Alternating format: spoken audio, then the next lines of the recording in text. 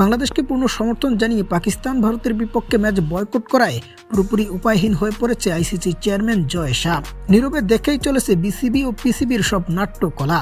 IPL থেকে মুস্তাফিজকে ছাঁটাই করল ভারত, আর ভারতের কথায় চলতে গিয়ে শেষ পর্যন্ত ৬,০০০ কোটির মুখে আইসিসি।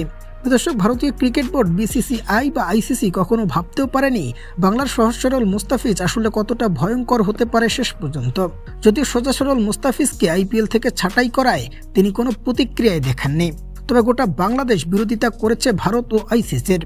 আর এই বিরোধিতা থেকে পরিস্থিতি গড়িয়ে যায় ভারত ও পাকিস্তানের ম্যাচের মধ্যে, যেখানে মুস্তাফিজের ক্ষতি ১২ কোটি টাকা, বিসিবির ক্ষতি ৩৩০ কোটি, আর আইসিসি হারাচ্ছে ৬,১৫০ কোটি টাকারও বেশি।